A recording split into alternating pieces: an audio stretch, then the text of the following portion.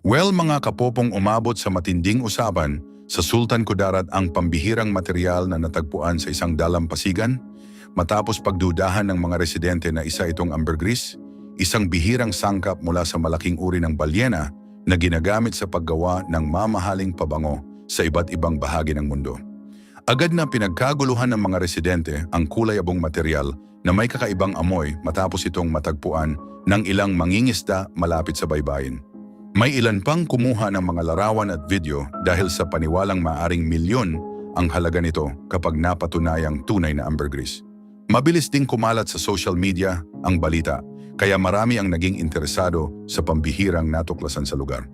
Ayon sa mga eksperto, mga kapopong, ang ambergris ay karaniwang nabubuo sa loob ng tiyan ng sperm whale. Gumagawa umano ang katawan ng balyena ng parang wax na proteksyon laban sa matutulis na bahagi ng pagkain nito. Sa mga oras na nailabas na ito ng hayop at matagal na naanod sa dagat, nagbabago ang amoy at itsura nito hanggang maging mahalagang sangkap sa paggawa ng pabango. Sa una raw na kondisyon nito, mabaho at malambot pa ang ambergris. Pero habang tumatagal sa alat ng dagat at init ng araw, nagiging matigas ito at naglalabas ng amoy na hinahanap ng mga gumagawa ng mamahaling pabango. Ang ibang klase nito ay kulay abo, puti o may malagintong anyo depende sa tagal ng pagkakalutang sa karagatan. Mas mataas umano ang presyo ng mas lumang ambergris dahil mas mabango at mas bihira ito.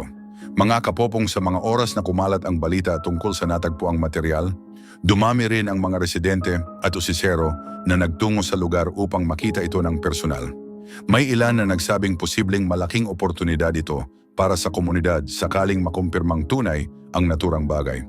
Ang iba naman ay nagsimulang magtanong kung paano sinusuri ang ambergris at bakit napakataas ng halaga nito sa pandaigdigang merkado.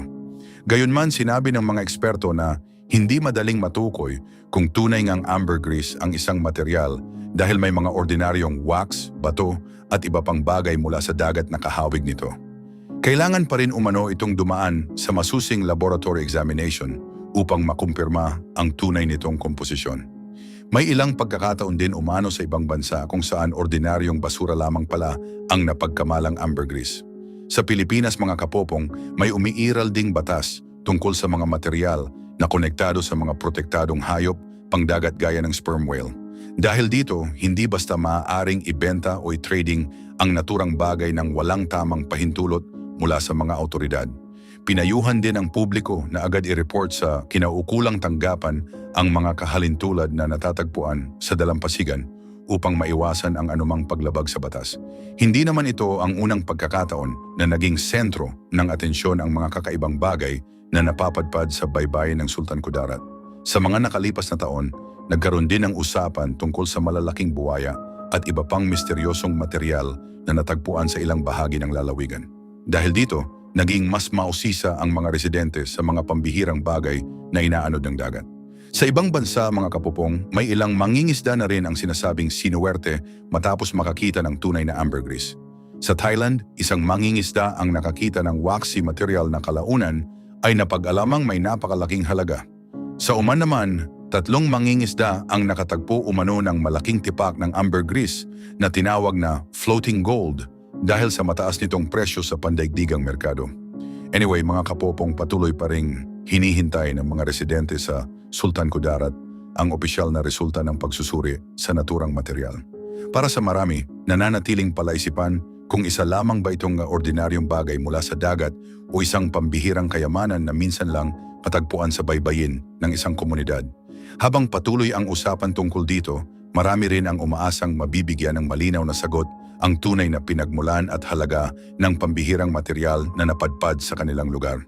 Pero ikaw, kapupong, kung ikaw ang makakita ng ganito, ipagbibigay alam mo ba sa gobyerno ang iyong nakita? O itatago mo na lang ito? Well, okay lang ba na i-comment mo ang iyong sagot sa comment section?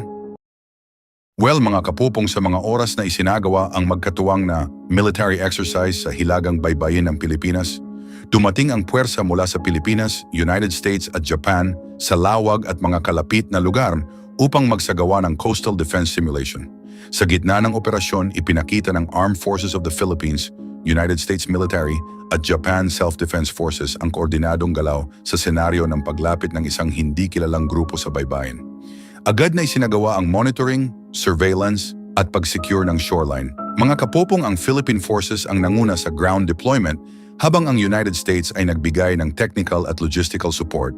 Ang Japan naman ay nakibahagi sa coordinated movements at nagbahagi ng operational experience. Ayon sa mga eksperto, malinaw ang integrasyon ng tatlong puwersa dahil sa paulit-ulit na joint training. Sinabi ng mga opisyal ng Philippine military na ang layunin ng exercise ay palakasin ang readiness at kakayahan sa anumang sitwasyon na maaaring makaapekto sa territorial security. Ang training ay nagbigay ng pagkakataon upang masubukan ang bagong kagamitan at mapaunlad ang mga plano sa controlled environment. Mula sa United States mga kapupong, sinabi ng kanilang representatives na ang paglahok ay bahagi ng mas malawak na commitment sa regional stability. Ang kanilang puwersa ay nagdala ng amphibious units at air support na ginamit sa iba't ibang bahagi ng simulation. Ang Japan representatives ay sinabi na ang kanilang paglahok ay bahagi ng mas pinalawak na papel sa Asia upang makatulong sa pagpapanatili ng stability at cooperation sa rehiyon. Ang kanilang presensya ay nagdagdag ng karagdagang coordination sa trilateral setup. Well, sa kabuuan ng exercise mga kapopong, sinubok ang communication systems ng bawat unit. Mahalaga ang mabilis na palitan ng impormasyon sa ground, naval at air components upang mapanatili ang maayos na operasyon. Ang command centers ay nag-monitor upang masigurong naka-align ang lahat sa kabuuang plano. May ilang residente mga kapupong sa lawag na nakasaksi ng bahagi ng aktibidad. Tiniyak ng mga autoridad na minimal ang epekto sa araw-araw na pamumuhay. Ang coordination sa local officials ay nagsilbing bridge para sa maayos na operasyon. Ang coastal terrain ay nagbigay ng realistiko na kondisyon. Ang mga tropa ay nag-adjust sa hangin at alon habang isinasagawa ang defensive positioning. Ayon sa mga eksperto, ito ay mahalaga sa aktwal na kahandaan. Ang mga barko ay nag-coordinate offshore habang ang mga piloto ay nagbigay ng updates mula sa itaas. Ang ganitong multi-layered system ay nagpakita ng balance ng operasyon. Ayon sa defense officials, ang exercise ay bahagi ng matagal ng cooperation at hindi nakatuon sa anumang partikular na bansa. Layunin nito ang mas maayos na coordination at readiness sa rehiyon ng mga tao sa mundo. Sa pagtatapos, sinabi ng mga opisyal na nasiyahan sila sa resulta. Nakita ang pagtaas ng coordination at execution. Ang mga natutunan ay gagamitin bilang bagong plano para sa susunod na training.